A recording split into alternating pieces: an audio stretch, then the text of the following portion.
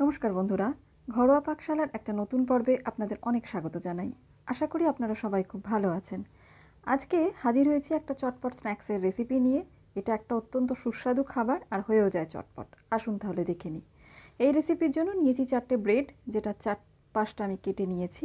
নিয়েছি 2টো ছোটো আলু, যেটা গ্রেট করে ভালো করে ধুয়ে নিয়েছি। একটা বড় কুচনো পেঁয়াজ, কিছুটা ধনেপাতা কুচি, 2 চামচ ধনে গুঁড়ো, আর নিয়েছি কাঁচা লঙ্কা কুচি, কাশ্মীরি রেড চিলি পাউডার, নিয়েছি 2 চামচ মতন ময়দা, 1 চামচ আদা রসুন পেস্ট, 2 চামচ চালের গুঁড়ো, আর নিয়েছি 1 চামচ আমচুর পাউডার। আসুন তাহলে দেখে নিই। আমি ব্রেডটা 4-5টা কেটে নিয়েছি। আপনারা চাইলে এটা রেখেও দিতে পারেন, অসুবিধা হবে না সেটার জন্য। এবারে একটা বাটিতে আমি নর্মাল টেম্পারেচারে জল নিয়েছি। তার মধ্যে আমি পাউরুটিগুলো একটু ভালো করে ভিজিয়ে নিয়ে 2 হাত দিয়ে চিপে একদম সম্পূর্ণ জলটা আমি পাউরুটি থেকে বের করে নেব। ব্যাস এরকমভাবে 2 হাত দিয়ে চিপে বের করে নেওয়ার পরে পাশে যে পাত্রটা রাখা আছে তার মধ্যে কিন্তু আমি এই ব্রেড দুটো দিয়ে দেব একটু ভেঙে নিয়ে। এই সময় দেখতে পাবেন ব্রেডটা একদম ভীষণ রকমভাবে নরম হয়ে যাবে। বাকি দুটো পাউরুটিও আমি একই রকমভাবে ভিজিয়ে জলটা বার করে পাশের পাত্রে নিয়ে নেব।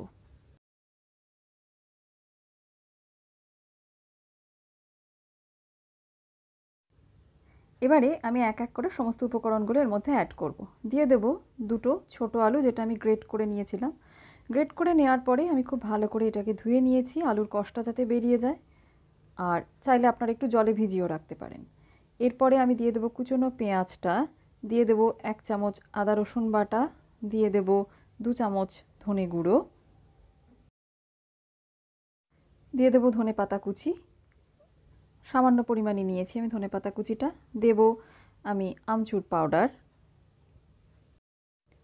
আপনারা চাইলে এখানে অনেক রকমের ভেজিটেবলসই ব্যবহার করতে পারেন। আমি এখানে পেঁয়াজ ধনে পাতাটাই ব্যবহার করেছি।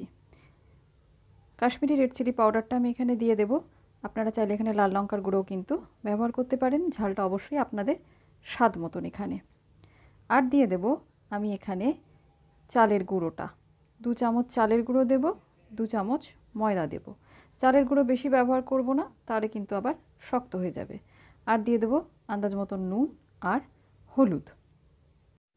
এবার সমস্ত উপকরণগুলোকে খুব ভালো করে হাতের সাহায্যে আমি এখানে মিশিয়ে নেব এবং একটা ডো তৈরি করে নেব। এখানে কোনো রকম জল ব্যবহার করব না।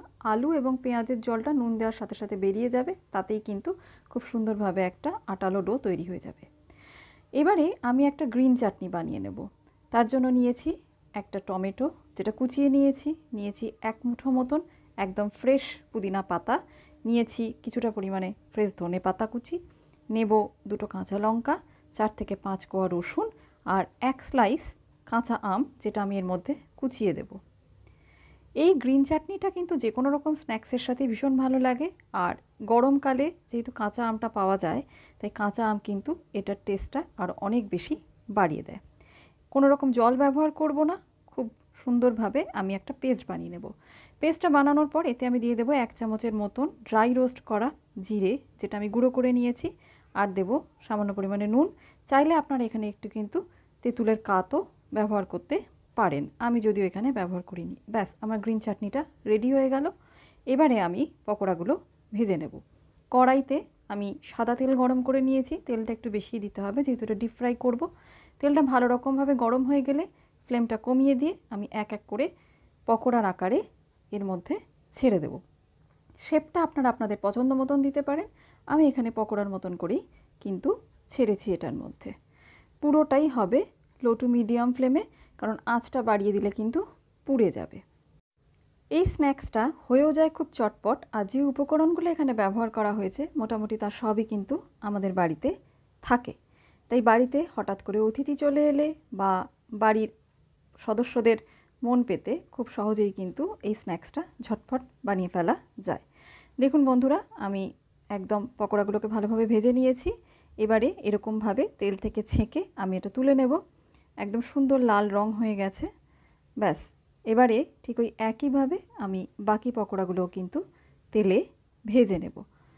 আবারও বলছি, ফ্লেমটা কিন্তু লো টু মিডিয়ামে রাখতে হবে, ফ্লেম কিন্তু কোনোভাবেই হাই করা যাবে না। ব্যাস সমস্ত পকোড়া আমার ভাজা হয়ে গেছে। গ্রিন চাটনি তো আমার রেডিই ছিল। খুব সুন্দরভাবে গ্রিন চাটনির সাথে এই পকোড়া সার্ভ করুন। চাইলে ওপর থেকে আবারও একটু আমচুর পাউডার বা চাট মশলা আপনারা ছড়িয়ে দিতে পারেন, বা বিট নুনও কিন্তু ছড়িয়ে দিতে পারেন। ভীষণ রকমভাবে ক্রিস্পি হয়, আর ভেতরে যদি একটু সবজি থাকে তাহলে কিন্তু খুব হেলদিও হয়ে যায়। ব্যাস রেডি হয়ে গেছে আমার ব্রেড পকোড়া। আপনারা অবশ্যই বাড়িতে রেসিপিটি ট্রাই করবেন। কেমন লাগলো আমাকে অবশ্যই জানাবেন কমেন্ট বক্সে। ভালো লাগলে লাইক করবেন, শেয়ার করবেন। প্লিজ চ্যানেলটিকে সাবস্ক্রাইব করে আমার পাশে থাকবেন। ভালো থাকবেন। ফিরে আসবো আবার নতুন রেসিপি নিয়ে।